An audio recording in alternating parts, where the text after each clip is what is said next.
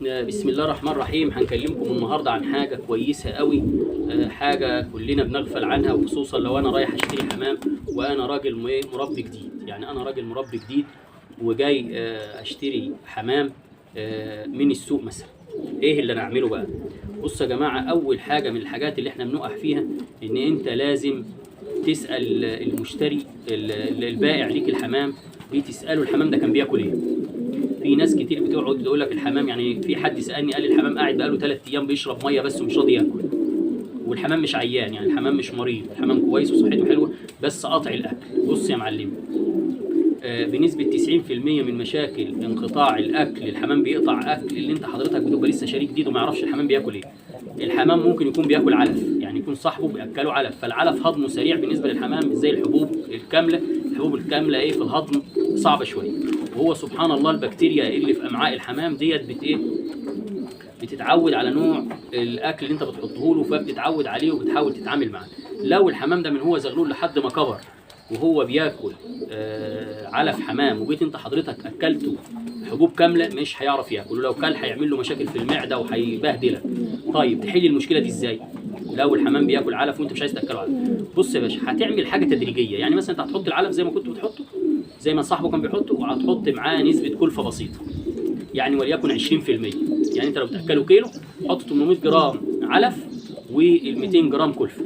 بعد يومين تخلي ال 200 دول 400، يبقى هتحط 600 علف و400 كلفه. بعد 5-6 ايام برضه هتخليهم 600 كلفه و400 علف. تقعد تقلل تقلل تقلل على مدار شهر بالكتير، يكون الحمام معدته بدات تتحول معاك. طب لقيت في يوم الحمام كن معاك في الاكل، تيجي راجع سنه بالكلفه بتاعتك وتزود العلف. هتفضل فتره، معلش هتتعب، بس هتعود الحمام تدريجي، هتحط له الكلفه اللي انت عايز تحطها الجديده بالعلف. طب لو العكس، لو الحمام مثلا بياكل كلفه وانت عايز تاكله علف، مع ان انا ما بنصحش باكل العلف يعني، بس في عالم بتاكل علف وماشيه معاه، بس العلف مشاكله كتير قوي، نسبه السموم فيه عاليه، فلازم تدي مضادات سموم على طول، وكمان بيعمل تليسات. بس في ناس كيفت علف، يقول لك والله انا مربي الحمام بتاعي على علف، على علف، وعايز ايه انت تاكله كلفه. لو انت بقى الموضوع عكس، يعني انت بتاكل كلفه والحمام عايز تاكله علف، صاحبه كان بياكله كلفه وانت عايز تاكله علف، هتبدا برضو تدريجيا. موضوع التدريج ده بيدي فرصه للبكتيريا النافعه اللي بتعمل على هضم الطعام في الحمامه ان هي تبدا تشتغل. يبقى دي اول مشكله. يبقى اول ما بشتري حمام جديد من اي حد بساله ان الحمام ده بياكل ايه. انت بتاخد جزء الحمام وتبقى فرحان فيهم، اول حاجه بتفكر فيها الفلوس. انت ايه ضحك على صاحب الحمام مثلا في 100 جنيه في 200 جنيه وشاريه رخيص وعايز تجري وخلاص. لا، اشتريه، عارف انت اشتريه غالي شويه بس مش مشكله، بس اعرف الحمام ده ايه كان بياكل ايه. يبقى رقم واحد اعرف الحمام بياكل ايه. دي قليل لما تلاقي حد بيسال الحته دي. طب انت لو اشتريت الحمام ونسيت، انا برضو بحط كل احتمالات للمشكله. لو انت اشتريت الحمام ونسيت تسال صاحبه وما عرفتش توصل له، خلاص كنت شاريه من السوق والراجل راح لحاله وانت رحت لحالك وعندك الحمام في البيت، بص يا باشا، بتعمله بقى ايه؟ فرطه جاري. يعني بتخلي الحمام بتاعك ده فرطه جاري، بتبدا تحط له شويه علف بساط مع الكلفه، شوف هيعمل ايه. كل الكلفه ماشي، كل العلف ماشي، هتشوفوا انت. في ناس برضو بتعود الحمام على اكل الحبه الرفيعه، تيجي تحط له مثلا فول ولا ذره ما يرضاش ياكل. طب احل الموضوع ده ازاي؟ اخليه برضو على الحبه الرفيعه، ولكن ازود له كل مره زي الايه الحته اللي انا قلت عليها، ازود له كل مره شويه علف من العلف الجديد بتاعي او الاكل الجديد بتاعي، او العلفه الخشنه الحبايه الكامله، يعني حبايه الفول الكبيره او الذره الكبيره، احطها له سنه بسنه بسنه، اقعد اسحب ده واسحب ده. يعني درج من الاخر كده، اعمل عمليه تدريج بالنسبه للاكل الجديد.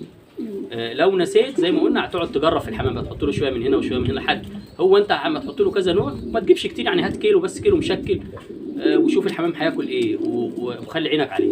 الحاجه اللي هو هياكلها وهيقبل عليها على طول هو ده بنسبه كبيره، هو ده اللي متعود عليه وهو ده اللي بياكله. طيب المشكله الثانيه اللي بتقابلنا واحنا بنشتري حمام جديد، ايه المشكله دي؟ تعال نشرح. المشكله الجديده اللي بتقابل الحمام، اللي بتقابل المربي الجديد اللي هو رايح يشتري حمام، يعني ان انت ما بتسالش صاحب الحمام ده بيحضن الحمام بتاعه، يعني البيض بتاعه بياخده يحضنه تحت حمام تاني ولا ايه، ولا الحمام بياكل عياله، لان كذا مشكله برضو، كذا حد من اخواتنا سالني الحمام بتطلع الزغلول وبعد 5-6 ايام الاقي الزغلوله ميته ومش تعبانه ولا حاجه ما فيهاش اكل. يعني الحمام مش ماكل الزغاليل. في زغاليل بتموت نتيجه مرض، لو لقيت الاكل في حصلتها يعني ملبياها كده في اكل في حصله الحمامه، ده بيبقى ميت نتيجه مرض. اما لو ميت نتيجه ما فيهوش اكل خالص، يعني الزغلول تحت ابوه وبقاله يومين 3 وما لبهوش، يبقى يعرف ان كده الحمام ده بنسبه كبيره كان صاحبه ما ما بيخلوش ياكل عياله، يعني ما بيحضر البيض بتاعه تحت حمام تاني. فانت بتسال بتقول له معلش الحمام ده بياكل عياله ولا ولا انت بتحضره؟ لان انت حضرتك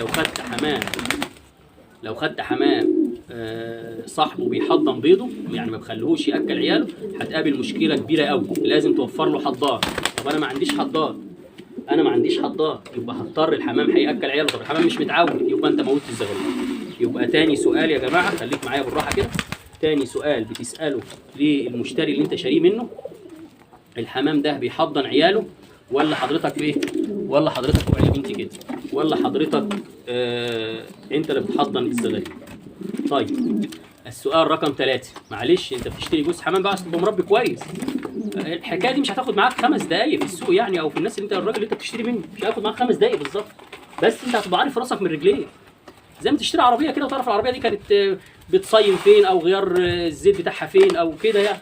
فمعلش برضه اتعب نفسك لو انت حابب الحمام، يعني لو انت حابب الحمام.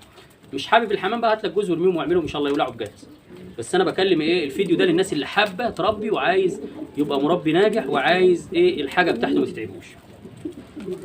السؤال رقم 3، ان انت بتساله الحمام ده كان سايب ولا محبوس؟ يعني مربي سايب الحمام بيطير وبيروح ويجي وكده، ولا مربي الحمام محبوس في سلكات مثلا او في عيون؟ ليه بقى السؤال ده مهم قوي قوي؟ لو انت حضرتك جبت حمام الحمام ده كان سايب وانت حبسته، مش هتشوف منه حاجه، هيسود عيشه ابوك. ليه بقى؟ هيقعد يبص كده وتحس ان هو عامل زي المسجون، ويخبط في العيون ويكسر ويهبب ويقلب لك الدنيا. فين وفين على ما ربنا يكرمه ويتعود على العيون ويبدا يكون بيتك اتخرب.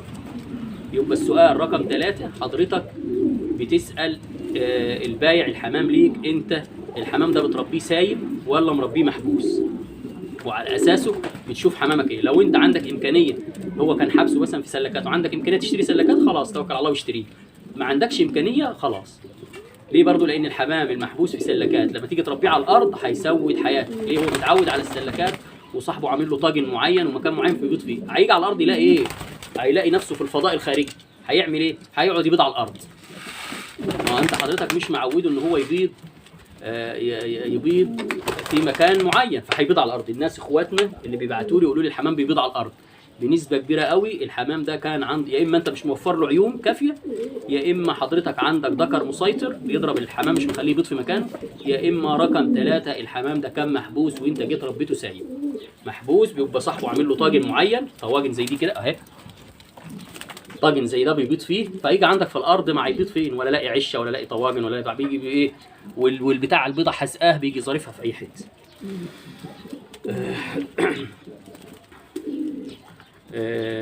ديت يعني تقريبا اكتريه الاسئله اللي انت لازم تسالها للبائع للحمام. السؤال رقم 4، لازم تشتري من حد ثقه. السؤال رقم 4، لازم تشتري من حد ثقه. ليه؟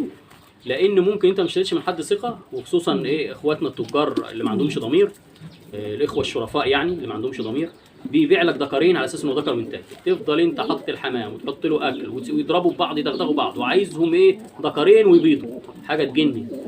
لازم تشتري من حد ثقه ويقول لك يعرفك ان ده ذكر وده انتاج. على فكره يا جماعه الحمام ما بيتعرفش ذكر وانتاج بنسبه 100%، يعني ساعات بيبقى ذكر شبه النتايه بالملي، وساعات نتايه بتبقى شبه الذكر بالملي. اللي يقول لك انا بعرف الذكر من النتايه بنسبه 100% كذاب، يعني استحاله.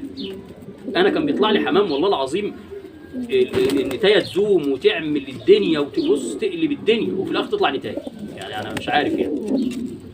فالحمام زي حضرتك ما تبقى عارف كده باذن واحد احد، لازم تسال. عايز اوكل انا معلش اللحم الفرنساوي ده يا جماعه عزيزه عليا، يعني الحمامه ده عزيزه عليا قوي. بص الجماعه اللي بيقول لك اللحم الفرنساوي ما بعرفش اعوده ان هو ياكل من ايدي، لا يا معلمي اهو، شايفين حضرتك اهي الحمامه دي لحم فرنساوي. تعالي الناس اللي بتقول اللحم الفرنساوي غشيم اهي، زي ما قلت لحضرتك، كل يا بنت الحلال، دي لحم فرنساوي اهي، تاكل من ايدي ولا حمامه غشيمه ولا حاجه. ديت زي ما قلت لحضراتكم، ديت بعض الحاجات اللي لازم حضرتك لما بتشتري حمام لازم تبقى عارفها، وتسأل صاحب الحمام على الحمام ده، لان تلافي المشكلات اللي هتقابلك بعد كده، هتلافي المشكلات اللي هتقابلك بعد كده، وان شاء الله ربنا يبارك لك في حمامك.